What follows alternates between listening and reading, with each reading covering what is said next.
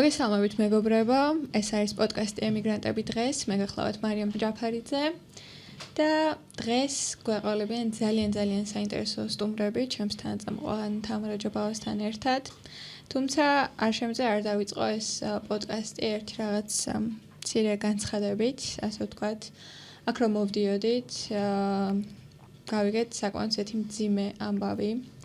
გიორგი მინდაძეს 20 წლის სინდისის პატიმარს შეუფარდეს 5 წელი და ჩემთვის პირადად და ჩვენთვის ყველასთვის ვფიქრობ, ეს იყო ძალიან მძიმე ამბავი და დღეს ცოტა ესეთი მძიმე ხასიათით ვიქნებით წარმოდგენილები და თავისუფლება რეჟიმის ტყვეებს და მოდი დავიწყოთ ცეცხლი ოლიგარქიას და დავიწყოთ ჩვენი პოდკასტი.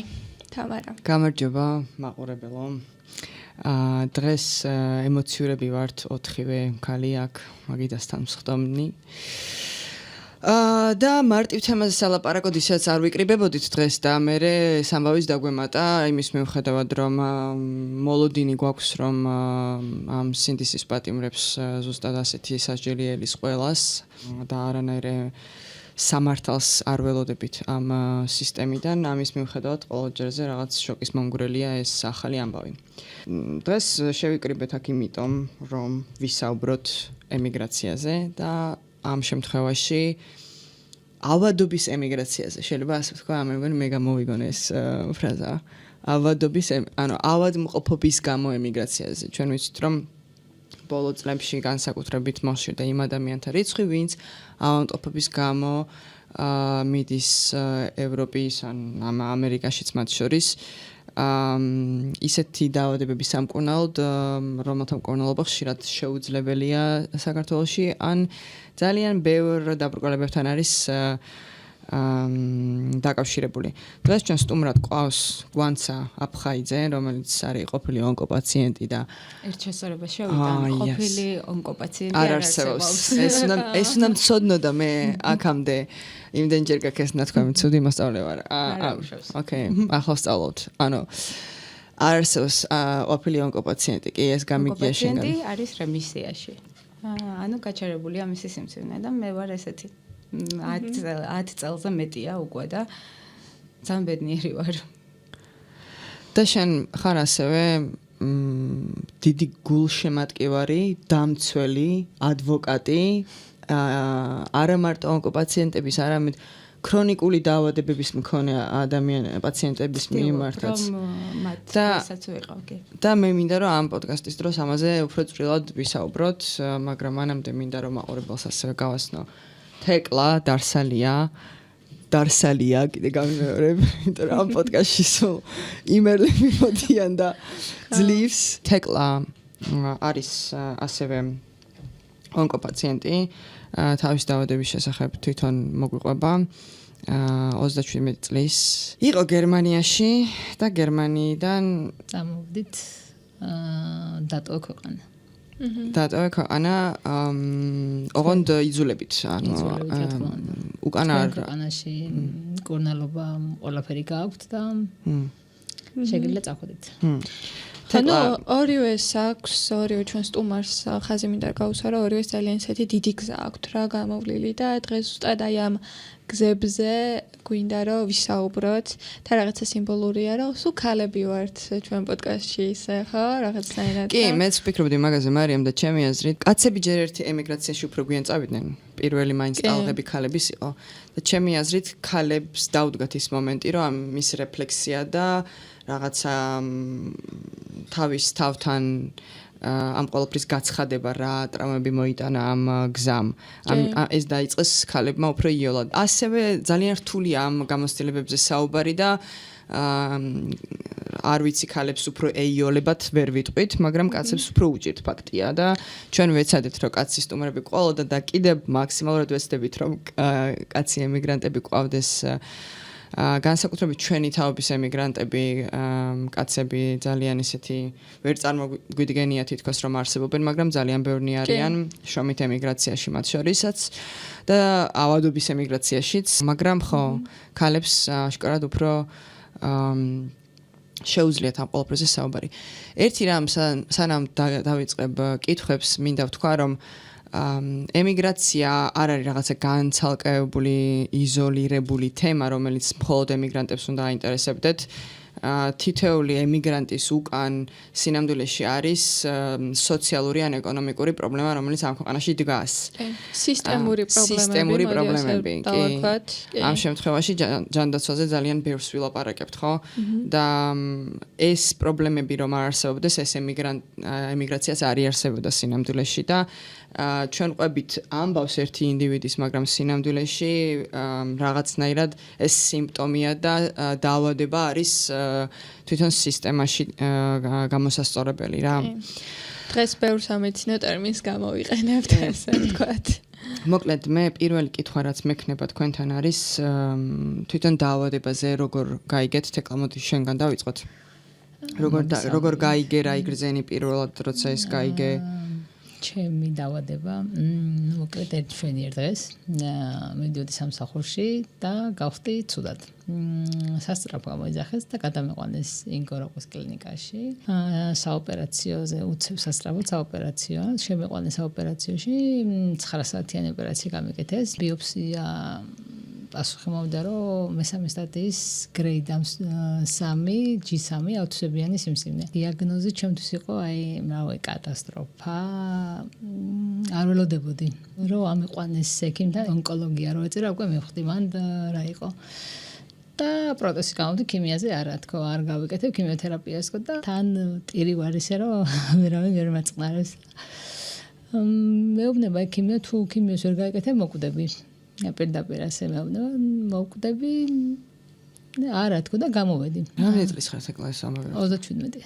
და ეს ხდება რაც 4 წლის უკან 4 წელი ნახევარია, რაც ეს დიაგნოზი დამისვეს. და რო წამოვედი, მე ვიპოვე სხვა ექიმი და მივედი ნანა ჩეხლაძე არის, იყო ჩემი ონკოლოგი და გამიშვა ონკოქირურგთან. ქირურგმა უნდა ნახოს. ონკოქირურგთან რომ მივედით, თავიდან მოითხოვა ოპერაციის გაკეთება და მეორე ოპერაცია 2021 წლის 14 იანვარს გავიკეთე. შემდეგ დამენიშნა ქიმიოთერაპია კურსი, მაგრამ ქიმიოთერაპია გადავიტანე, კატასტროფულად, ძალიან ცუდად.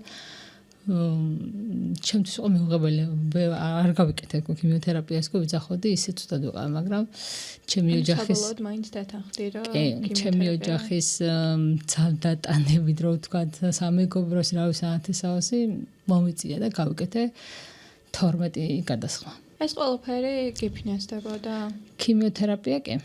წამლები აბსოლუტურად ყველაფერი ფინანსდებოდა. ანალიზები არა, მარტო ეს წამალი რასაც ვისხამდი. ეს დაავადება როცა დადგა და რეალობას თვალი გავუსწორე, როგორ გადაწყვიტე ამ ყველაფრის მენეჯმენტი? რომელი ექიმი გეყოლებოდა, აქ გეყოლებოდა თუ არა, საქართველოში იქნებოდი თუ ემიგრაციაში წახვიდოდი? ეს როგორ თავიდან რო გავიგე დიაგნოზი, არც მიფიქრე ემიგრაციის, არც ვიცოდი, რომ საზღვარგარეთ ამდაგვარი რაღაცა რო იყო, ან ჩაბარება, ან ტოლულად წასვლა რაღაცა, არ ვიცოდი. უბრალოდ აქ რო დავამთავრე ქიმიოთერაპია, წელიწადდა 8 თვე ვიყავი რემისიაში. ყველაფერი კარგად იყო. ყოველ 3 თვეში ერთხელ კონტროლზე დავდიოდი, შემდეგ 6 თვეში ერთხელ.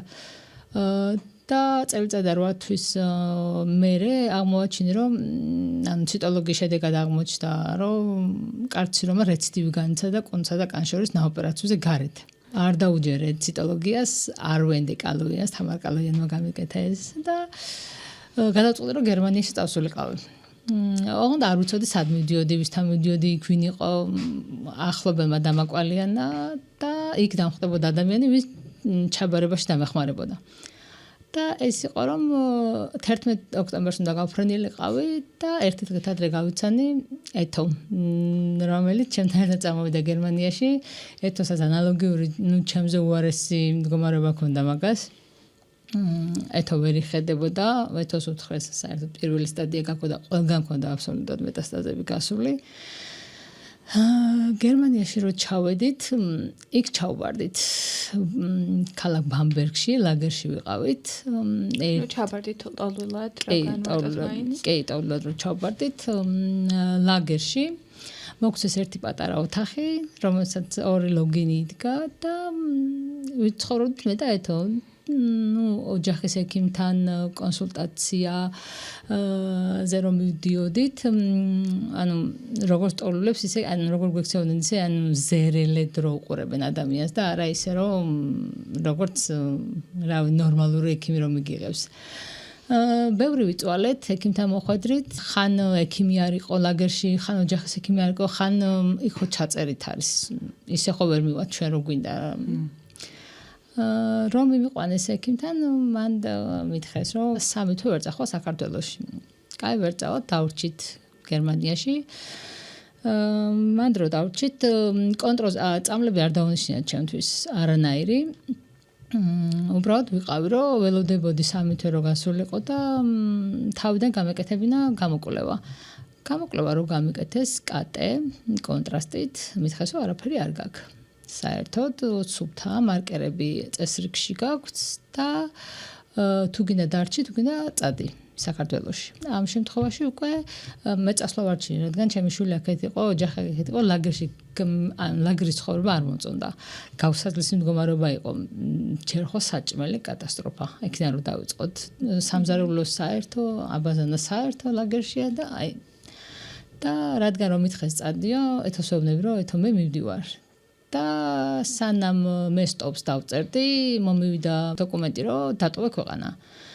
დატოვე ქვეყანა, რო არ დამეტოვებინა, მაინც გამიშვებდნენ პოლიციის იმით და დარღვევას გამიკეთებდნენ. ამიტომ ვერჩივნე დავწერე სტოპი და სადღაც 2 კვირაში გამოფრინდი საქართველოში. ჩამოვედი აქ და ვიყავი მშვიდად, რომ არაფერი არ მაქვს და წყნარად. მაგის შემდეგ მითხეს, რომ 6 თვეში ერთხელ გაიკეთე კატე. აგვისტოში მიწევდა კვლევა. აგვისტოში რომ მივედი და გადავიღე პეტი, რადიოლოგი მეუბნება, რომ სად იყავი, რადგან 13 სანტიმეტრი იყო წამონაზარდი კუნცა და კანშორის რაც იყო, ბადექონი, მუცლის ღრო, მენჯის ღრო, ყველგან იყო აბსოლუტურად.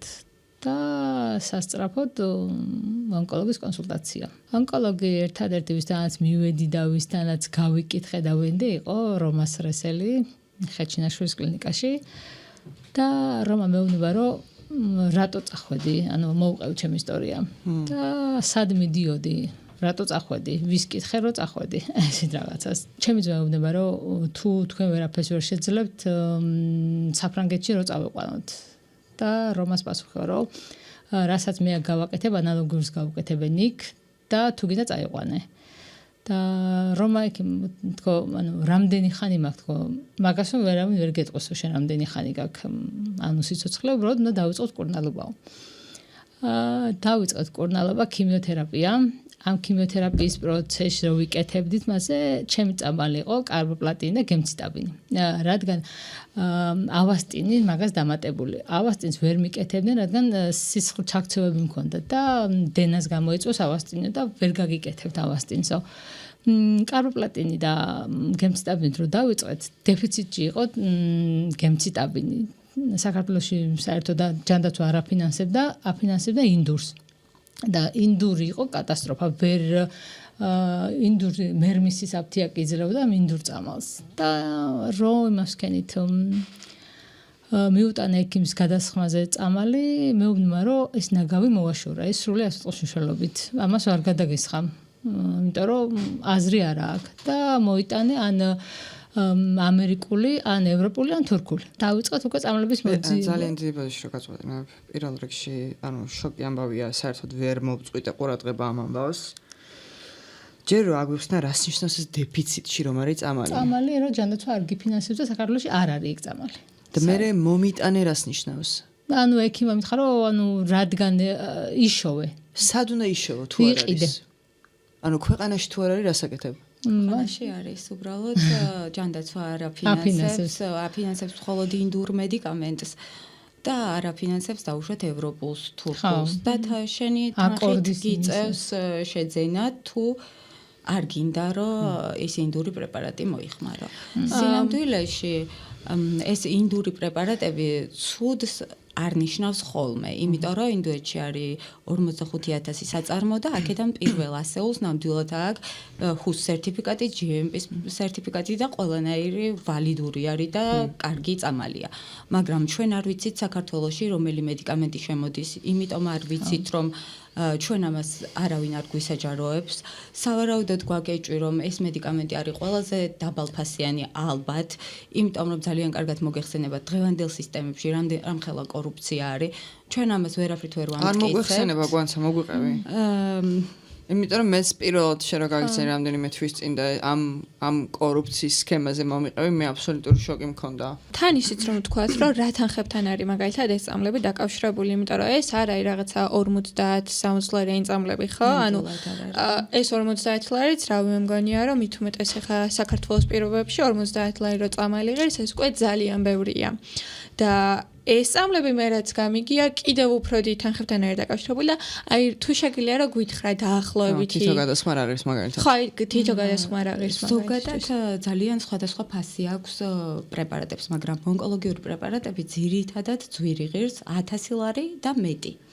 ამ შემთხვევაში თეკლას რაც ჭირდებოდა, არ მახსოვს მე მგონი დონაციაც გავაკეთეთ მაშინ, იმიტომ რომ არ იყო ფაქტიურად წამალი, უნდა ჩამოეტანა ვიღაცას თურქეთიდან და ამისთვის ჩვენ გვჭირდებოდა ფული. რომელიც იმ მომენტში არ ქონდა, მიუხედავად იმისა, რომ თავისი დიაგნოზის მიუხედავად თეკლა მუშაობს მაინც ყოველთვის, არ იყო ესეთი მარტივი მოსატანი, თუნდაც ის 800 ლარი იმ შემთხვევაში, რომელიც ჭირდებოდა და მოგვიწია რომ დონაცია დაგვედო, რაც ძალიანერიდებოდა და ყველას ძალიანერიდება. მე პაციენტებს ვეხვეწები ხოლმე, რომ არ მოგერიდოთ თქვენი სიცოცხლისთვის, იმიტომ რომ არ შეიძლება ასეთ დროს მორიდება. ჩვენ არ უნდა გვერიდებოდეს ამ დროს, უნდაერიდებოდეს სახელმწიფოს, იმიტომ რომ სახელმწიფოს ვალდებულება, როდესაც თეკლა გამოუშვეს გერმანიიდან, მას უთხრეს, რომ შენ ქვეყანაში ყველაფერი გაქვს, წადი და იქ იმკურნალე. ჩამოვიდა და აქ დახვდა წამლის დეფიციტი, უხარისხო მედიკამენტი, არ დახვდა კვლევები, უწევს მუშაობა და მადლობა ღმერთს, რომ შეუძლია მუშაობა, აქვს დაზღვევა და რაღაც ნაწილს ეს დაზღვევა უნაცღაურებს. თორემ საქართველოში თეკლა ვერ მიიღებდა ნამდვილად სრულფასოვან მკურნალობას. და ეს არის კერძო დაზღვევა, ხო, როგორც ეს არის კერძო დაზღვევა. საყოველთაო დაზღვევაში შედის მხოლოდ 23 მედიკამენტი, 100-ზე მეტი დასახელების მედიკამენტიდან, ანუ ონკოპაციენტს უნდა გაუმართლოს რომ და მას დაჭირდეს ის მედიკამენტი, რომელიც ჩვენთან ფინანსდება და თუ გაუმართლებს, მერე ხარისხშიც უნდა გაუმართლოს და რაღაც ინდური ან რაღაც გაურკვეველი წარმომავლობის მედიკამენტი არ უნდა შეხვდეს. შარშან როდესაც მე გავიგე, რომ პაციენტებს უგვიანდებოდათ 3 თვე და 4 თვე მედიკამენტის მიღება, რაც არაფრით არ შეიძლება, აი თეკლას მაგალითზეც მაგალითად 2 თვე დააგვიანა, იმიტომ რომ ქონდა უარყოფა ქიმიის. ალბათ ქიმიის უარყოფა ძალიან ბევრს აქვს საქართველოში, იმიტომ რომ ჩვენ არ გვაქვს ცნობიერება ამ საკითხზე. გონიათ, რომ ქიმია კლავს. სინამდვილეში ქიმია მართალია გვასუსტებს, მაგრამ ქიმია ებრძვის კიბოს და ეს გვარჩენს მერე ჩვენ. უბრალოდ იმ დროს ვართ სუსტად. თეკლასაც მე თეკლას დიდი ხანია ვიცნობ და ვიცი რომ ეგონა რომ ქიმია ასუსტებს ორგანიზმს და ალბათ მაგიტო ქონდა პროტესტი რომ არ გავიკეთებ. 2 თვე ძალიან ბევრი იყო და ძალიან ბევრია ზოგადად სიმსივნის დიაგნოზისთვის. მაგიტომ დაჭირდა მეორე ოპერაციაც, იმიტომ რომ არ იყო მედიკამენტოზური ჩარევა, ქიმიოთერაპია არ გაიკეთა ამ 2 თვეში. შესაბამისად 3 და 4 თვე რო გქონდათ ადამიანებს წამლის გადაცილება, რაც მე ონკოლოგისგან ვიცი რომ 3 დღე უნდა იყოს ვადაგადაცილება, მკურნალობის წყვეტა, სხვანაირად არ შეიძლება თუ რა თქმა უნდა თვითონ ექიმი არ გადაწყვეტს პაციენტის მდგომარეობიდან გამომდინარე, რომ გადაუვადოს მკურნალობა. სხვა შემთხვევაში არ შეიძლება ვადაგადაცილება. და ამაზე დავიწყეთ ჩვენ პროტესტის შარშან. მე დავიწყე პროტესტი და სხვა ონკოპაციენტები, ვისაც შეეძლო თუ არ შეეძლო, ცდილობდნენ, რომ ისინი გვერდით დამდგომოდნენ. ამ დროს კანცელარიაში შევიტანეთ განცხადება, რომ ჩვენ ვითხოვთ ჩვენ კუთვნილ ჯანმრთელობის უფლებას, იმიტომ რომ წინა პრემიერი გამოვიდა, წინა ჯანდაცვის მინისტრი გამოვიდა, ყველას უთხრეს, რომ ჩვენთან სრულფასოვანი მკურნალობა, ყველას უთხრეს ევროპის ქვეყნებს, რომ გამოუშვით პაციენტები, იმიტომ რომ ჩვენთან როგორ მზრუნველობასაც მიიღებენ, ისეთ მზრუნველობას ვერ მიიღებენ ვერსად. და სინამდვილეში ეს ადამიანები უკან რომ დაბრუნდნენ, აქ ზოგს არ დახვდა მედიკამენტი, ზოგს არ დახვდა კვლევა, რომლებიც 1000-ებზე არის აქ საუბარი. ხშირ შემთხვევაში 10,000-ზეც და ვერ შეძლეს ამ თანხების მობილიზება, ძალიან ბევრი ადამიანი გარდაიცვალა. თეკლას ამ შემთხვევაში გაუმართლა, იმიტომ რომ მუშაობა დაიწყო, იმიტომ რომ ძალიან მებრძოლი ადამიანია და არ დანებდა, ყველა გზას ცდილობს იმისთვის, რომ კარგად იყოს, იმიტომ რომ შვილი ყავს.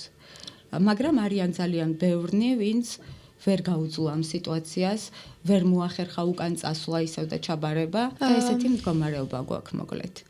რაც შეეხება კორუფციას, თვითონ ყოფილმა ჯანდაცვის მინისტრმა, როდესაც გადააყენეს თუ გადადგა, არ ვიცი, როგორც მოხდა, გამოვიდა და თქვა, რომ საქართველოში ზურაბ აზარაშვილმა, ბატონი ზურაბმა უკვე თანამდებობის დატოვების შემდეგ თქვა, რომ ონკოპრეპარატები გაურკვეველი წარმოშობის შემოდის საქართველოში, შემოედინება და ეს უბრალოდ თქვა ამ ადამიანმა და ამის მერე არც გამოძიება დაიწყო, არც რამე შეცვლილა, უბრალოდ ესე ვიცით, რომ წინა მინისტრისგან ვიცით, რომ რაღაც გაურკვეველი წარმოშობის მედიკამენტი შემოდიოდა თუ შემოდის ქვეყანაში და ეს უნდა დაერეგულირებინა სახელმწიფოს, იმიტომ რომ კონსტიტუციით ჯანდაცვის სამინისტრო არეგულირებს თუნდაც კერძო კომპანიებს, რაც კერძო ფარმაცევტულ კომპანიებს რაც შემოგვთ, იმ მედიკამენტის ხარისხს.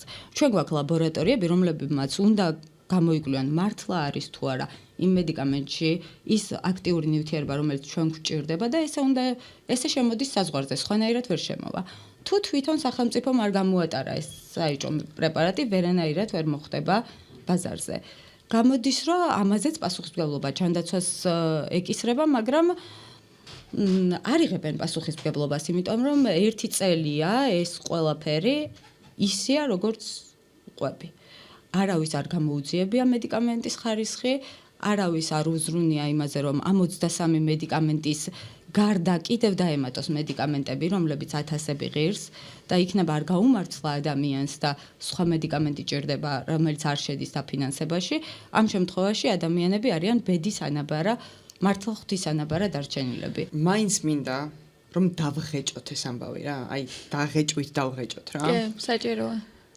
ეხლა შეიძლება ვიღაცა იჯდეს უყურებდეს ამას და ფიქრობდეს, ჰეი, სახელმწიფო რავალდებულია, შენ თვითონ იყიდე შენი მედიკამენტი. ოკეი. ეს რომ, ანუ ჯანდაცვის უფლება, რომ საბაზისო უფლება არის ქვეყნის მოქალაქისთვის. ძალიან ხშირად ეს რომ ამაზე ფიქრიც კი არ უწევს. მე მყავს ჩემი მეგობრის ძალიან კარგი მეგობარი ონკოპაციენტია, ძალიან დიდი ხანია ნიდერლანდებში და ამ ბიჭს გარდა იმისა, რომ თავად ავადმყოფობის პროცესში ყველაფერი აქვს დაფინანსებული, უმუშევრობის პენსიას აქვს დანიშნული.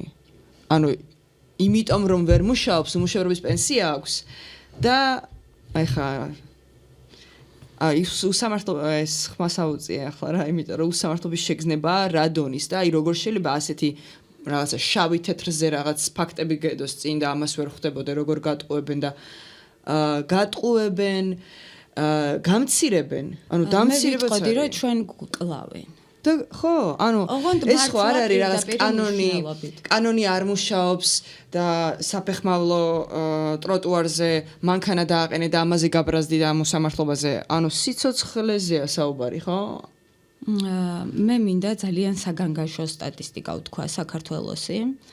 საქართველოში ყოველწლიურად 11800 ახალი შემთხვევაა სიმსივნეის. ეს რას ნიშნავს 3 მილიონიანი ქვეყნისთვის? მე მგონი ყველა კარგად ვიაზრებთ.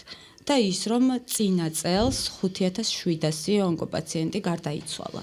ეს ნამდვილად ნიშნავს იმას, რომ ჩვენ ვერ ვიღებთ აქ სრულფასოვან მკურნალობას, მაგრამ ამას თამარა შენი თქმის არ იყოს, რატომღაც ყველას გონია, რომ ჩვენ ამის უფლება არ აგვაქვს. და ეხა მინდა ზუსტად ეგ დავღეჭო, იმიტომ რომ ჩვენ გვაქვს კონსტიტუციით ჯანმრთელობის უფლება. ჩვენ გვაქვს სიცოცხლის უფლება. ჯანმრთელობის უფლება ნიშნავს იმას, რომ ჩვენ უნდა გქონდეს სრულფასოვანი მკურნალობის ხელმისაწვდომობა. ყველა მოქალაქეს უნდა გქონდეს სრულფასოვანი მკურნალობის ხელმისაწვდომობა, რაც არ გვაქვს და რაზეც ჩვენი მთავრობა იტყუება. თუ სადმე ხელი მიუწვდება და ამბობს, რომ ჩვენ გვაქვს სრულფასოვანი მკურნალობა. რეალურად ხედავთ რა სიტუაციაა, რა მოცემულობა გვაქვს, რა მდგომარეობა გვაქვს, ძალიან ბევრი ადამიანი თეკლასავით ფიქრობს, რომ ერთადერთი გამოსავალი არის წასვლა და ჩაბარება, იქაც რომ მიდიხარ, უნდა იცოდეს სად მიდიხარ, როგორ კლინიკაში მიდიხარ, იმიტომ რომ აი რო თეკლას შემთხვევაში 6 თვე იქ იყო და ვერაფერი ვერ გაუკეთეს. ჩვენ გვყავს ისეთი შემთხვევებიც, როდესაც უშველეს ადამიანებს, მაგრამ ამ შემთხვევაში ესე მოხდა. და ძალიან ბევრი ყურადღება გვმართებს, იმიტომ რომ ეხლა ამ ბოლო პერიოდში ყველას უშვებენ, იმიტომ რომ თქვენ ქვეყანაში ყველაფერი გაქვთ და წადით იქ მოკურნალეთ, ძირითადად ესეთი წერილი მისდით, რომ თქვენი ჯანდაცვისგან ჩვენ ვიცით, რომ ყველაფერი გაქვთ და წადით თქვენ ქვეყანაში იმკურნალეთ. ამ უსამართლობას არ ვიცით, როგორ ვებრძოლოთ, იმიტომ რომ ჩვენ შარშან გვქონდა მცირერიცხოვანი აქციები, იმიტომ რომ ონკოპაციენტის გამოსვლა, როდესაც ის ქიმიოთერაპიას იკეთებს, რაღაც წარმოუდგენ ფანტასტიკის სფეროა, მაგრამ ეგეც კი შევძელით, რომ გადასხმიდან მოდიოდნენ ადამიანები აქციაზე, ერთი ადამიანიც რო გამოსულიყო. ეს იქნებოდა იმდენად საგანგაშო, რომ მთავრობას ამისთვის ყურადღება უნდა მიექცია. ჩვენ თითქმის ერთი წელი ყოველ მე-10 დღეს, ყოველ 2 კვირაში გქონდა პროტესტი, ეს ეხებოდა მედიკამენტების დეფიციტს, მედიკამენტების დამატებას, კვლევების დამატებას დაფინანსებაში და არანაირი შედეგი ამან არ გამოიღო. ერთადერთი ის იყო, რომ ეს 23 მედიკამენტი, რომელსაც ახლა ვამბობ, რომ ფინანსდება, მაშინ ფინანსდებოდა მხოლოდ 25,000 ლარით, ანუ 3 თვე უფინანსდებოდათ ადამიანებს. ახლა არის ულიმიტო. და ეს თუ ჩაითვლება მიღწევად არ ვიცი, მაგრამ ეს 23 მედიკამენტი რო არის ულიმიტო, მხოლოდ ეს გაკეთდა ჩვენი პროტესტის შედეგად. და თუ ვინმეს ჯერა, რომ ეს სისტემა თავისი კეთილი ნებით რამეს გამოასწორებს, როდესაც ხედავდა, რომ ონკოპაციენტები ქუჩაში დგანან და მხოლოდ 23 მედიკამენტი გამოიტანა ლიმიტიდან და სხვა დანარჩენი არაფერი არ მომხდარა. არ ვიცი, მე არ მჯერა, რომ ესენი საკუთარი თავი. თამარა, სანამ იტყვი, მოდი ბარემ რა ხაზი გაუსვათ მაგასაც, რომ აი ეს 23 მედიკამენტიც მხოლოდ იმიტომ არის ეს გამოტანილი, რომ პროტესტი იყო და პროტესტის შედეგად მივახციეთ ამ შედეგს, ხო, რეალურად, ანუ თქვენ ონკოპაციენტებს ხმა რო არ მოგეღოთ, ამას არავინ არ მიხედავდა, არავინ არ გახდიდა არც ამ 23-ს, ამ რეალურად რამდენი მედიკამენტიდან 23 გახდა მხოლოდ, ხო?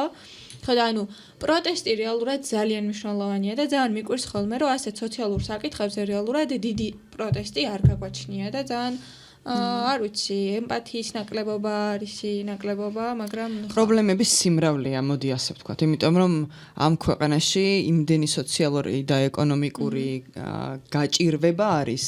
ზუსტად, კი. მძიმე, მწვავე, აი კანში რო გაგატარებს ისეთი გაჭირვება, რომ უბრალოდ ემპათიის რაღაცა სივრცე აღარ აქვს ამ ადამიანს, როდესაც თვითონ მე თამარას მივწერე, რომ ძალიან დიდი მადლობა, რომ ამ თემას დაუთმე მეთქი სივრცე და დრო, იმიტომ რომ ჩვენ სტიგმა გვაქვს ქვეყანაში. ონკოპაციენტს რომ გაიგებენ, უკვე გონიათ, რომ ეს ადამიანი გადადებულია და მაშინ, როდესაც დღეს ჩვენ ჯანსაღი ადამიანი დაგვიჭირეს არაფრისთვის 5 წლით. იქ ონკოპაციენტის სიცოცხლე უკვე აღარაფრად აღარ უღირს. ჩვენ ასეთი დამოკიდებულებას გვგრძნობთ საზოგადოებისგან. იმიტომ რომ მხარდამჭერები არ გვყავდა. ჩვენ ვიბრძოდით ჩვენი სიცოცხლისთვის ის რაღაც ათეული ადამიანი, ვისაც შეგვეძლო და სხვა დანარჩენები, ვისაც არ შეეძლო. კი გვამხნევებდნენ, მაგრამ აი როგორ გითხრა, რომ უნდათ ყოფნა იქ, მაგრამ არ შეეძლოთ. აი თუნდაც მაგიტო ვამბობ, რომ ერთი ონკოპაციენტიც რომ გამოსულიყო, ამაზე მთავრობას უნდა გქონოდა რეაქცია. მაგრამ სამწუხაროდ ჩვენ ვერ მივიღეთ ამაზე. ცვლილებებში მარტივად არ გამოდის, მათ შორის არც სხვა ქვეყნებში ეგეც უნდა ვთქვათ, ანუ ხმაური საჭიროა, ამიტომ არის საჭირო მეტი ემპათია და ის რომ გავიგოთ მეტი, ის რომ მაგალითად მე ყოფილი ონკოპაციენტი ვთქვი, ანუ ამაზე ჩვენ თავზე მუშაობაც საჭიროა რა, ანუ ვინც ლაღად და კარგად ვართ, ანუ ეხა რო გისმენთ ჩემი ასაკის იყავის სინამდვილეში, ჩემზე უფრო პატარაც, როდესაც ეს გაიგე, ანუ ძალიან რეალისტური რეალობა არის, რომ ძალიან ბევრი ქალის ცხოვრებაში ეგ მომენტი დადგეს, ანუ არავის არ უსურვებ, მეგრული რაღაც უნდა გავაკეთო, მაგრამ come on, ანუ ამ რეალობის წინაშე როდის დადგება არის, სანამ ეს რეალობა დადგება, ზუსტად მანამდე უნდა ვიყოთ გვერდზე. ერთი რას აი მაგას პროტესტს მე მიუბრუნდეთ თეკლას და მაგ კითხვა რა. ემიგრაციას მინდა რომ მიუბრუნდე უკან. ისე ანუ როგორ იკითხები მაგიცი ახლა ვცდილობ ვიყო სკეპტიკოსი მაყურებლის ტვინში და ვიღაცამ ხა შეიძლება იფიქროს აი მე ვიცი ნათესავი მყავს აი ის საფრანგეთში ჩავიდა და იმას დაეხმარნენ და გამოჯამრთელდა და ძალიან კარგად არის და დარჩნენ და საბუთები აქვს და შვილების ჩაიყვანეს და აიწყო ცხოვრება ჩაბარებით. ახლა მე მინდა რომ მოგვიყვეთ ეკლა რომ ძალიან მცირედით აგვიღწერეს ლაგერის ცხოვრება უგითხარი მაგრამ ანუ ცხოვრებას თავი დაანებე თვითონ შეგრძნება როგორ იყო ეს დაავადება როგორ გქონდა შენი ოჯახისგან 100 შორს რო ხარ რა ხდებოდა შენს თავს ხო აი რო მიგვიყანეს ხო დაგვაბინავეს ლაგერში ნუ ოთახში ჩემი რეაქცია იყო მე აქ ვერ გავჩერდა აი თითქოს და სულ თქვა მიჭირს ვერ ვჩერდები ერთ ადგილას და ანუ დავწერ სტოპს დავალ. აი ექიმებთან არ ვიყავ მისული, იმიტომ რომ ჯერ ბავშვი დავტოვე. თან მარტო. რამდენი წლის იყო შენი შვილი? ჩემი იყო 13 ის მაშინ 2 წლის უკან, ხო. თან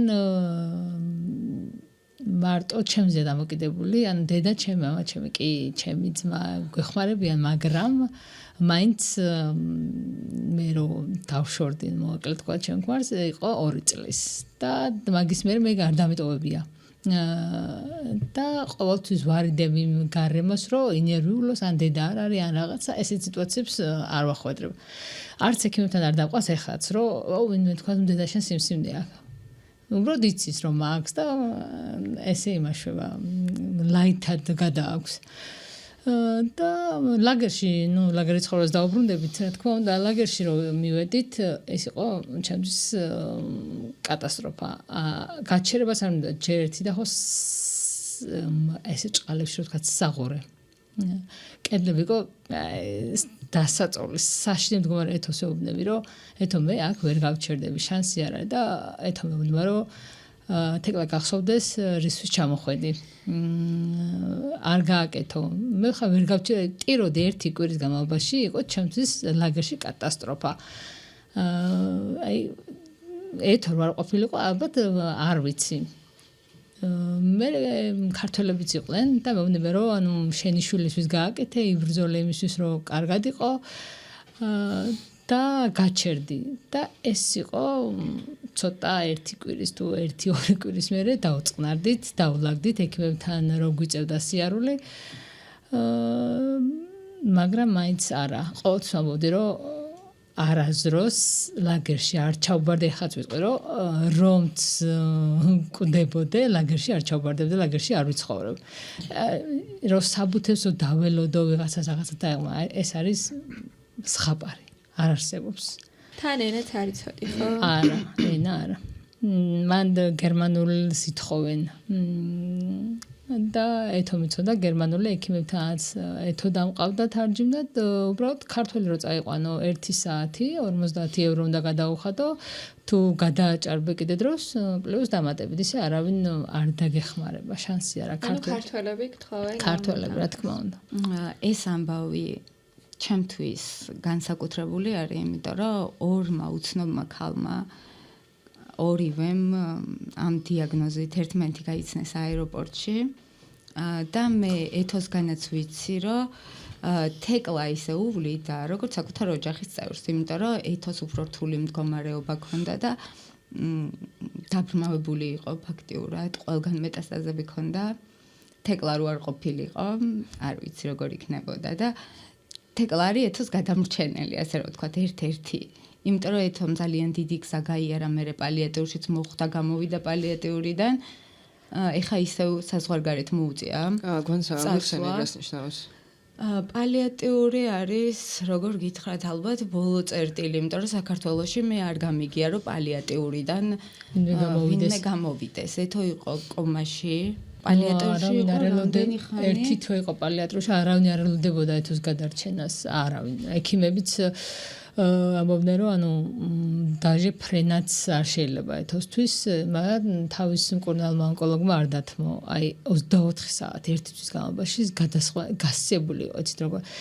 აი ეს ხდება აი გერმანიაში. გერმანიაში. ეს სად არის ახლა? ეთოს დააბრუნეს აი ზუსტად იმ წერილის საფუძველზე რომ შენ ქვეყანაში ყველაფერია, ეთოსაც მოუწია დაბრუნება, შარშან ჩამოვიდა საქართველოში მარტში, ჩვენ უკვე პროტესტი დაწყებული გვქონდა. მაგრამ ეთოს ერთი მედიკამენტი რომელიც სჭირდება, იმიტომ რომ ორი დიაგნოზი აქვს ძუძუს კიბო და ლეიკემია. ეს ერთი პრეპარატი საერთოდ არ აქვს ქვეყანაში. 8000 ლარი ღირს დაბრმავებული მარტო ხელა დედისთვის რამხელა პასუხისმგებლობა 8000 ლარიანი მარტო წამალი გჭირდება. არ ვიცი რაღაც პროგრამაში იყო, მაინც უგვიანდებოდა მედიკამენტი და 1 წლის წვალების შემდეგ გადავწყვიტეთ, რომ ისე უნდა წასულიყო და ისე უნდა ჩაბარებულიყო. ამჯერად სხვა ქვეყანაში. და ეთო ახლა არის ესპანეთში. რომ დარეკა იქედან, მითხრა, რომ აქ რომ ექიმს ვუთხარი, რომ მე ხანდახან წამალი მიცდებოდა, ესეც კი საკმარისი იყო, რომ ამდგარიყო ეს ექიმი და ჩემთვის 3 თვის წამალი მოეცაო. რაც ჩვენთან წარმოუდგენელია, ასე არ ხდება. კავშირი სიცოცხლისთვის. ასეთი ინიციატივა წამოიწყე შენ. ანუ მე მინდა რომ მაყურებელს ავუხსნათ ახლა შენ ამბობ ეთომ დამირეკა თეკლას ამბავი იცი, ბევრის ამბავი რა ანუ ვინ ხარ? ანუ რას აკეთებ? რა არის კავშირი სიცოცხლისთვის? მოკლედ მე სულ ხუმრობ, რომ მინდოდა ან მსახიობობა, ან ბიუთი ბლოგერობა, ან რამე, მაგრამ ცხოვრებამ ვერ მომართვა. მომართვა კი 20 წლის ასაკში და მე იმდენი რამე არ მქონდა მაშინ. არ მქონდა თანაგრძნობა, არ მქონდა, რავი, ემპათიაც არ მქონდა. მარტო მომიწია ყოფნა ამ პერიოდში, იმიტომ რომ დედაჩემს მოუწია საზღვარგარეთ წასვლა ზუსტად ჩემი მკურნალობის თანხისთვის და დედაჩემი ემიგრაციაშია დღემდე, იმიტომ რომ იქაც ვალია იყო, აქაც ვალია ვიღეთ და ეგრე გადავრჩი. მე მივხვდი, რომ ჩემსავით ძალიან ბევრი ადამიანი იყო საქართველოში, ძალიან ბევრი, ვისაც დახმარება ჭირდება, ვისაც ელემენტარული თანადგომა ჭირდება, თუნდაც ფსიქოლოგიური და ამიტომ გადავწყვიტე, რომ გამეკეთებინა ორგანიზაცია ან საინიციატივო ჯგუფი, არ აქვს მნიშვნელობა. და დავარქვი კავშირი სიცოცხლისთვის, იმიტომ რომ ჩვენი სიცოცხლისთვის ეს კავშირი ძალიან აუცილებელია. ჩვენ რო ერთმანეთს არ ვეკონტაქტებოდეთ ახლა ონკოპაციენტები, რო არ ვიცოდეთ ერთმანეთის გასაჭირი, რო არ ვეხმარებოდეთ დონაციებით, ზოგი წამალს ჩუქნის ერთმანეთს, ვერ გადავრჩებოდით საქართველოში, ასე რომ ვთქვათ. ძალიან ცოტა პროცენტი გადარჩებოდა, ვისაც გაუმართლა და იმ დაფინანსებულ მედიკამენტში და დაფინანსებულ რაღაცაში ჩაჯდა. და ეს რო გადავწყვიტე, რაღაც არავინ არ მყავდა ჯერ ირგვლივ ისეთი, ვისაც შემოვიერთებდი, ასე რომ ვთქვათ, მაგრამ მე სხვა ონკოპაციენტებმაც გამოთქვეს სურვილი და ასე გავხდით რაღაცა ხარდამჭერთა ჯგუფი. ჩვენი მიზანია, რომ ონკოპაციენტების მდგომარეობა გამოსწორდეს საქართველოში, რომ ჩვენ მართლა გვქონდეს სრულფასოვანი მკურნალობის ხელმისაწვდომობა, სისტემური ცვლილებები გვინდა. ეს სისტემური ცვლილებები თუ არ გამოგვივა, რაც გამოგვდის ხოლმე, იმას მაინც გავაკეთებთ, ცნობიერებას ავამაღლებთ ერთმანეთს, დონაციებით ვეხმარებით და ასე შემდეგ. გვაქვს ჯგუფიც ასევე, სადაც ერთმანეთს მხარს ვუჭერთ და ყველაზე მთავარი რაც არის, ამ ცნობიერებას თითქოს ვამაღლებთ ამდენი წელია და მაინც რაღაცა ისეთი ვერ ამაღდა, მაინც მიუღებლობა აქვს ადამიანს, იმიტომ რომ იცის, რომ აგერ მის მეზობელს ან ვიღაცას დაუსვეს სიმსივნის დიაგნოზი და ვერ გადარჩა, ძირითად შემთხვევაში ასე ხდება და ცუდი გამოცდილება აქვს, იმიტომ რომ შეიძლება იმას მედიკამენტი გაუჩნდა და ეს დეტალები ბევრმა არ იცის. რომ იქ მკურნალობა ჩაუვარდა და ასე შემდეგ დროულად ვერ მიეხედა ამ საკითხს. ძალიან ბევრი დეტალია, რასაც ჩვენ ვიგებთ ხოლმე ონკოპაციენტები ერთმანეთისას, იმიტომ რომ მე და თეკლას შემთხვევაში ორივეს ეს დიაგნოზი გვაქვს. ორივეს რაღაცები გამოგვივლია საკუთარ თავზე, აი სიკვდილთან სიახლოვე, ასე რომ ვთქვათ. რამაც მე ერთმანეთთან დაგვაახლოვა, იმიტომ რომ ჩვენთვის დროს სხვანაირი მნიშვნელობა აქვს. ყველაფერს ვცდილობთ, რომ ვიცხოვროთ, მოვასწროთ. ისე როგორც გვინდა. მე მაქვს ესეთი კითხვა. ჩვენ ძალიან ბევრს ვსაუბრობთ სოციალურ კეთილდღეობაზე, როგორი სისტემური ცვლილებები გვჭირდება და ასე შემდეგ. თამარამაც ახსენა, რომ აი ნიდერლანდებში ყველაფერს უფარავენო და იქ უმუშევრობის პენსიაც კი აქვთო.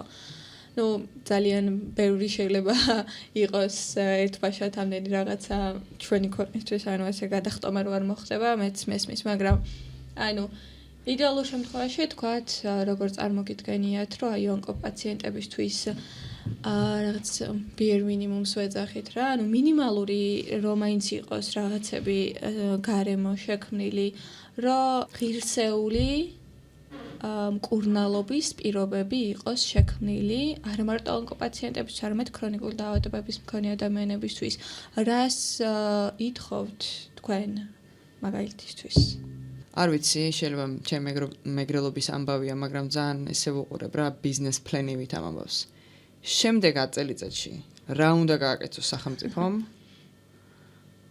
5-დან 10 წელიწადში ესე ვთქვათ. რომ იდეალური სცენარი დადგეს და შენ რას ფიქრობ რა არის ეს იდეალური სცენარი კიდე?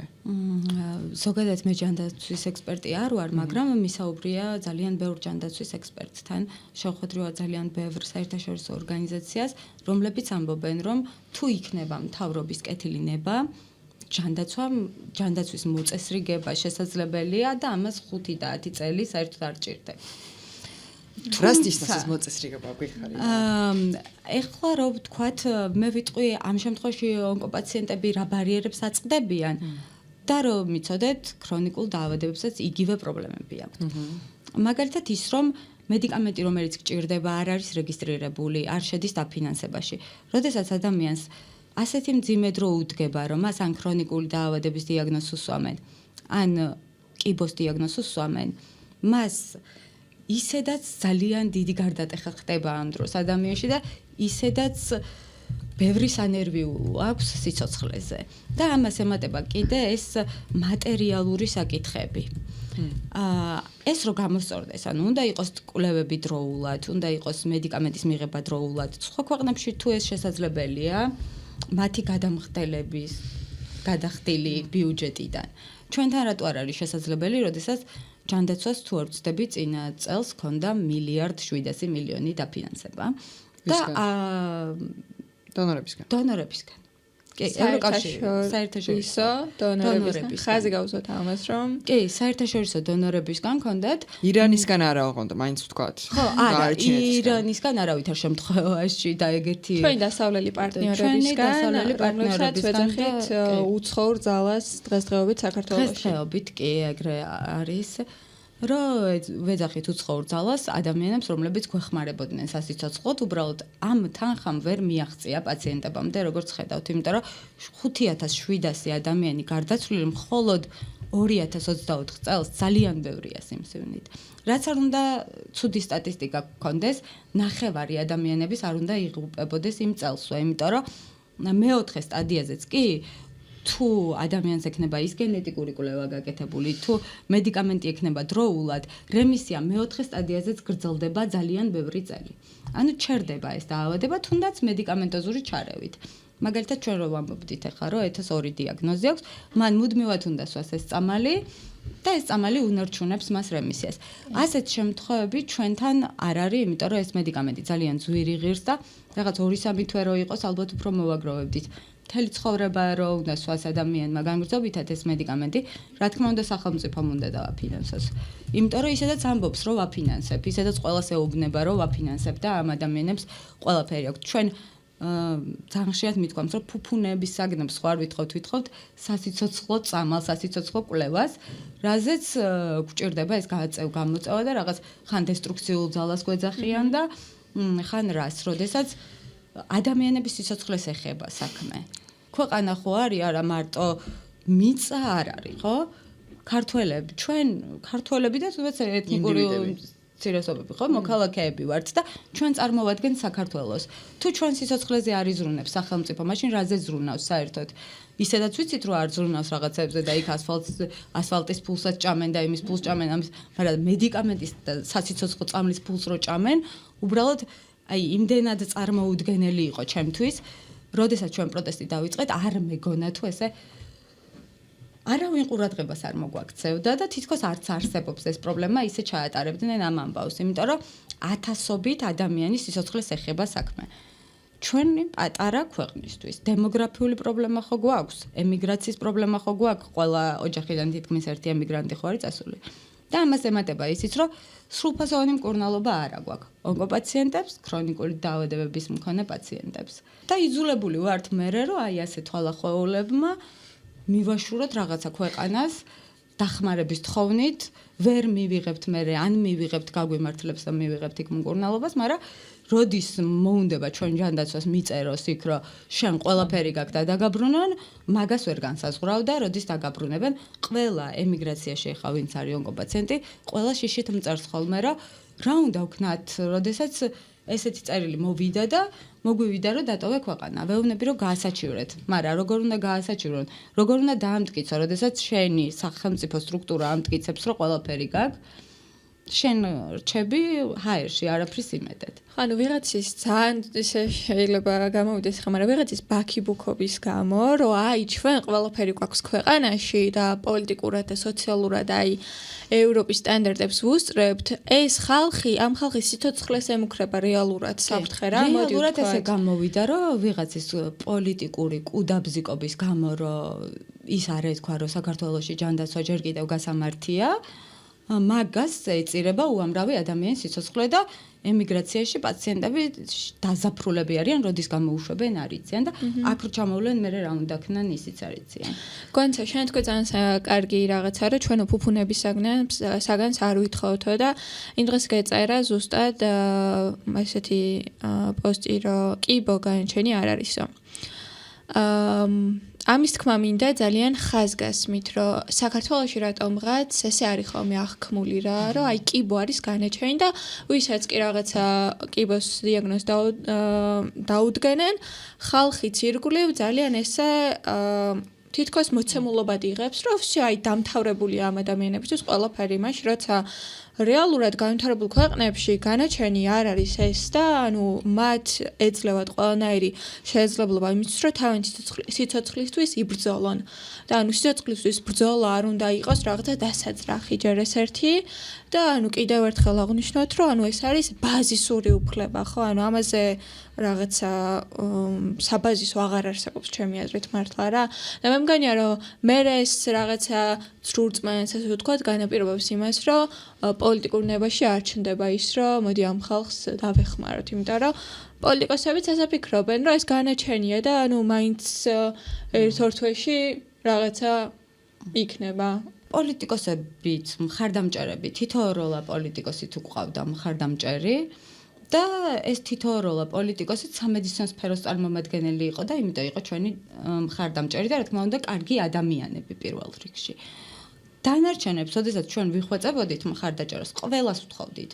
მათ შორის ქართულ ოცნებასაც, იმიტომ რომ ისინიც ადამიანები არიან, ისინი შეიძლება მსგავს სიტუაციაში აღმოჩნდნენ, ნუ მესმის რომ მათ არ შეექმნებათ პრობლემა არც წასვლის, არც ფულის და ასე შემდეგ, მაგრამ ჩვენთვის რომ მხარი დაეჭირათ, იმიტომ რომ არ მეგონა ასეთი ბოროტები თუ იყვნენ, რომ ამდენი ადამიანის სიცოცხლეს რაღაც არ მიაქცევდნენ ყურადღებას.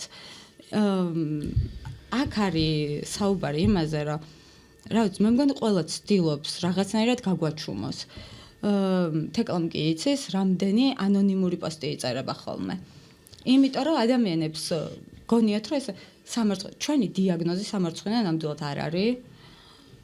იმიტომ რომ არავის არ უნდა ჯერ ერთი პირველ რიგში რომ კიბო დაემართოს, რა ვიცი, არც მე არ მინდოდა არც ეკლას, არც ღმერთმა ყველა დაიფაროს მართლა, ანუ მტერსაც არ ვუსურვებ იმ გზას, რაც ჩვენ გავიარეთ და გავდივართ. უბრალოდ ესეთი მოცემულობა არის, რომ კიბო არის 21 საუკუნის დაავადება და ყველგან სტატისტიკურად იმატებს და იმატებს რიცხვი. ანუ კი არის იკლებს, უფრო მეტი და მეტი შემთხვევა არის. როდესაც ჩვენ ქვეყანაში ასეთი დანგრეული ჯანდაცვის სისტემა არის, კიდევ უფრო მეტ მსხვერპლს უნდა ველოდოთ, ესე იგი. იმიტომ რომ თუ ადამიანმა სრულფასოვანი მკურნალობა არ მიიღო, შეიძლება ანთებამ მოკლას, არა თუ კიბომ. და ზუსტად მაგიტომ ამბობ, რომ კიბო განაჩენი არ არის, თუ ადამიანს აქვს სრულფასოვანი მკურნალობის შესაძლებლობა, თუ მას არ უცდება ის მკურნალობის კურსი, თუ მიიღებს იმ საჭირო მედიკამენტს, თუ ექნება ის საჭირო კვლევა, რაც ხშირ შემთხვევაში 9000 როღირს კვლევა და აუცილებლად ჭირდება ადამიანს, ვერ იკეთებს და არ იცის რომელი წამალი მოუხდება, ეს ეხება გენეტიკურ მოლეკულურ კვლევას. რომელსაც არ აფინანსებს სახელმწიფო და 9000 ლარი ბევრისთვის წარმოუდგენელია რომ მოიტანოს და უწევთ ესე გაიდლაინის მიხედვით წამლის მოერგება თუ არა 4 ქიმიას გაუკეთებენ ადამიანს, მერე კიდე სხვა ქიმიას გაუკეთებენ თუ არ მოერგო. ამ დროს ხო ადამიანური რესურსიც მიდის, ანუ სასიცოცხლო ენერგია, იმიტომ რომ ის ქიმია, როდესაც არ მუშაობს შენზე, ანგრევს ჯანსაღ უჯრედებს. და მერე უკვე უფრო და უფრო უკან მიდის ხოლმე საქმე. ეს ხდება იმიტომ, რომ კვლევები არ ფინანსდება. მერე აი თეკლას რო ეგონა რომ ქიმია კლავს, ეგრე გონიათ ადამიანებს, რომ აი ქიმია გაიკეთა და მოკვდა. და ვერაფერი თუ ვერ უმტკიცებ, ვერ აუხსნი დასტრესილ, გაუბედურებულ ადამიანს, რომ ქიმია არ კლავს, რომ ქიმია პირიქით მოგარჩენს, ოღონდ შენზე უნდა იყოს ეს ყველაფერი მორგებული. ანუ ძალიან ბევრი ვილაპარაკეთ ახლა სახელმწიფოს როლზე, ჩვენს უფლებებზე, ჯანმრთელობის უფლებაზე. ახლა მე მინდა ასეთი კითხვა დაგისვათ ორივე სინამდვილეში. ამაზე საინტერესოა თუ გიფიქრათ, სავარაუდოდ გიფიქრიათ. ჩვენ რა შეგვიძლია? აი იმ ადამიანებს, რომლებსაც ჯერ გვიმართლებს და არ ვართ არც ერთი ქრონიკული დაავადებით. ანუ ჩვენი მხარდაჭერა როგორი უნდა იყოს? პირველ რიგში მინდა უთხრა ყველას, ვისაც ეს დაავადება არ აქვს. ღმერთმა ნუ გამოგაცდევინოთ, მაგრამ სკრინინგზე იარეთ აუცილებლად. მადლობა ეგ რომ გითხარი. აუცილებლად. დაგვაძალე კიდევ. თითისქნევით დაგვაძალე. თითისქნევით უნდა დაგაცალოთ ყველას, მართლა. ანუ კიდევ კარგი, რომ ეს სკრინინგ პროგრამები მაინც არსებობს, უფასო და აუცილებლად სკრინინგზე იაროს ყველამ. იმიტომ რომ სად მეოთხე სტადიაზე და მესამე სტადიაზე უკვე რო აწუხებს ადამიანს რაღაც, მაშინ რო აღმოჩენს და სად აი დასაწყის პერიოდში. მაგალითად ეხა ცოტა ხნის წინ მომწერა ჩემ მეგობრის მეგობარმა რომ უთხრეს სიმსივნე, ну, როდესაც ნახე სკრინინგზე იყო და უთხრეს სიმსივნე და ისეთი შეშნებული მწერს. უცებ ვნახულობ, რაც გამომიგზავნა და არის კიბოს წინარე მდგომარეობა. ანუ ეს რო 3 თვე დაეგვიანა, უკვე კიბო იქნებოდა. ავთვისებიანი. და გადარჩა რაღაც აგრესიულ სიმსივნეს მარტო, იმიტომ რომ სკრინინგში მივიდა და ეხა გაიკეთებს ოპერაციას და იქნება ჩიტივით რამოდენიმე თვეში. როდესაც შეიძლებოდა რაღაცა უკვე წასულზე ენახა. ამიტომ სკრინინგი არ დაგავიწყდეთ. სკრინინგის მიღმა გითხარი ახლა როგორი შეიძლება იყოს ჩვენი მხარდაჭერა? თქვენ უკვე ძალიან მხარი დაგვიჭირეთ ჩათვალეთ, იმიტომ რომ ეს ძალიან მნიშვნელოვანია. აი მაყურებელს უთხარი. ხო, ეს მართლა ძალიან მნიშვნელოვანია, რომ გაჟღერდეს ძალიან ბევრჯერ, რომ კიბო განაჩენი არ არის, რომ არ შეგეშინდეთ, იბრძოლეთ, მოითხოვეთ, სახელმწიფოსაც მოთხოვეთ, მათ შორის, რომ თქვენი კუთვნილი მედიკამენტი მოგცეთ და თქვენი კუთვნილი კვლევა. მე რა როა ეს არ შედის დაფინანსებაში, უნდა შედიოდეს. ამას ამბობს თვითონ სახელმწიფო, რომ თქვენ ყველაფერი გაქვთ. მოითხოვეთ ის ყველაფერი, რაც გეკუთვნით. არ დაანებოთ თავი, იბრძოლეთ საკუთარი სიცოცხლისთვის და საკუთარი ახლობლების სიცოცხლისთვის, იმიტომ რომ ხშირ შემთხვევაში პაციენტს მკურნალობის დროს არ შეუძლია თვითონ საკუთარი თავის მხარდაჭერა და მაშინ უნდა ვიყოთ ჩვენ ძლიერები, მაშინ უნდა დავუდგეთ გვერდით. და ეს აი კიდე ერთი რაღაცის თქმა მინდოდა. ხშირად არის რომ ვეცოდებით, აი შენ კიბო გქონდა და რასაც წყალი ხარ, რასაც ცოდავი ხარ. შეცოდება ადამიანის არ არის ემპათია. და ერთ ძალიან კარგი ადამიანის პროფესორის სიტყვები მინდა მოვიშველიო, რომ აი როდესაც შენ ადამიანი გეცოდება რაღაც თითქოს ზემოდან უყურებ, ეს არ არის ემპათია, გონია რომ შენ იმაზე ისეთ უბედურ დღეში არ ახარ და შენ ცოტა უკეთესად ხარ და მაგიტო გაქვს შესაძოდა. ხოლო თანაგრძნობა არის, როდესაც შენ იაზრებ, რომ ის ადამიანი არ არის კარგ სიტუაციაში და შენ რითაც შეგიძლია ეს იქნება სიტყვით მორალური მხარდაჭერა. ძალიან ბევრს ნიშნავს ამ დროს. მართლა ძალიან ბევრს ნიშნავს, რომ უთხრა რომ შენ მებრძოლი ხარ, მე მჯერა რომ შენ ამას შეძლებ, მე ვიცი რომ შენ ამას დაამარცხებ და შეიძლება ადამიანი იმ მომენტში არ ფიქრობდეს მაგას, მაგრამ ჩაებეჭდება ეს ყველაფერი და როცა დაჭირდება თავისით მივა მაგ გადაწყვეტილებამდე და ესეთი ბევრი გყოლია ჩვენ რომ თავიდან ძალიან შეშინებულები იყვნენ და მერე ბრძოლა დაუწყეთ. აი თეკლა არის ყველაზე მაგარი მაგალითი რომ ჩემ მეგობარის მეუბნება ბოდიში რომ გაწყვეტინე, რომ აი ქიმიას ვიკეთებდი. მე თქვა არ გავიკეთებ დღეში რამდენჯერ რომ მირეკა და არ გაბედო და არ თქვა რომ არ გავიკეთებ და ზუსტად გუშინ წერდი რომ გახსოვთ ხო შე რომ მეუბნებოდი თქო რომ ან ჩემი შვილის ნათლია და ხო გითხარი რომ ყველაფერი კარგად იქნება და ეხა მეცინება თორე რომ მეუბნებოდი რომ ყველაფერი კარგად იქნება აი ეს სიტყვა მაღეზიანებდა არ იქნება რადგან ცუდად ვიყავი ვერ ვდგებოდი ვერ წობოდი ვერ ჭამდი აი ეს ქიმიების რეგულირება შეგრძნება არ იქნება თქო რომ ვიძახოდი ეხა მახსენებს რომ ხო გითხარი რომ იქნება კი და თეკლაც ყველა სამხნევებს სხვათა შორის ყველას აბსოლუტურად მართალია ეს არ უყვარს ხოლმე საჯაროდ გამოსვლები მაგრამ ისე ადამიანებს ხშირად ამხნევებს ჯგუფში და ყველასთვის мотиваცია არის ერთი რაღაც საბოლოო კითხვა მაქვს თამარა თუ არ მიწყენს მოკლედ ჩვენ ნახეთ რომ აი თეკლა რო წავიდა გერმანიაში ნუ იქ რაღაცა რთულია ხო ეს რაღაცა დატოვა ყველაფერი წახვიდა მithumetes როცა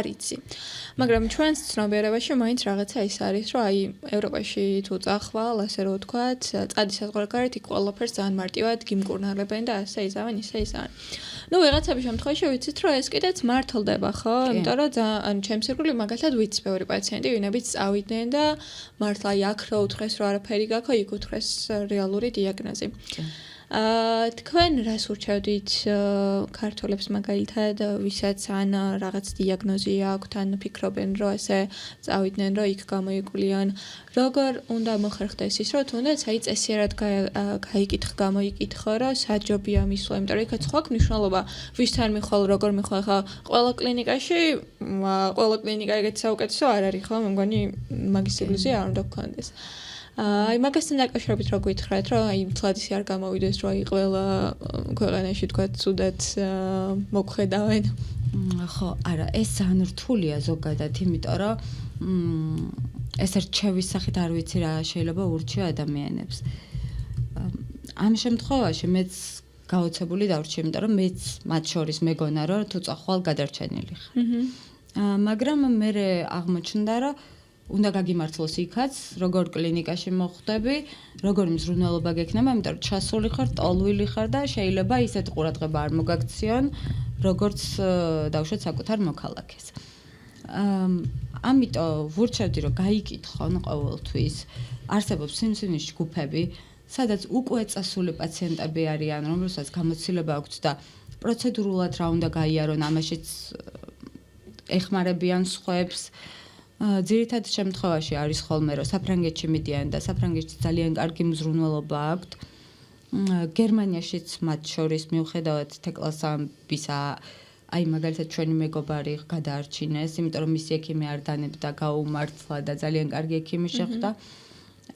უნდა მოიკვლიონ თავიდან სად მიდიან, როგორ მიდიან, რა პირობებია, იმიტომ რომ გერმანია ეხა საერთოდ აღარ იბარებს, მე როგორი ინფორმაციაც მაქვს უკან აბრუნებენ. ჩასულს იმ დღეებშივე, ანუ არ ტოვებენ ესე 3 თვე და 6 თვე, საფრანგეთიდან ჯერ არ გაგვიგია რომ ვინმე დაებრუნებინოთ. ავსტრიიდანაც არის დაბრუნებული ოჯახი გამოუშვეს და ნუ ძალიან ბევრი ადამიანი კიდე მათ შორის. ესპანეთიდან არ გაგვიგია ასევე რომ ვინმე დაებრუნებინოთ და ამას ამ ჯგუფებში თუ იკითხავს და ვინმე დააკვალიანებს, თორე ესე ჩვენც არა გვაქვს ზუსტი ინფორმაცია, რა შეიძლება ურჩიო ამ დროს ადამიანს, იმიტომ რომ იქ დიაგნოზსაც გააჩნია, იმიტომ რომ მაგალითად საფრანგეთში ამბობენ, რომ თავის ტვინის სიმსივნეზე ბავშვებში ყველაზე კარგი მზრუნველობა აქვს, რაღაც პარიზში ერთ-ერთ კლინიკას. ჩვენთან ბავშვების კუთხით ძალიან ცუდი მდგომარეობა არის, ამასაც ვიტყვი. თითქოს სახელმწიფომ გამოაცხადა, რომ ბავშვებს უშვებს საზღვარგარეთ და მათ ყველაფერი უფინანსდებათ. უშვებენ ავთვისებიანი სიმსივნის ბავშვებს თურქეთში, ეს იყო აჯიბადენის კლინიკა, ეხა არ ვიცი კიდევ სხვა კლინიკებიც ამატეს თუ არ ვწდები.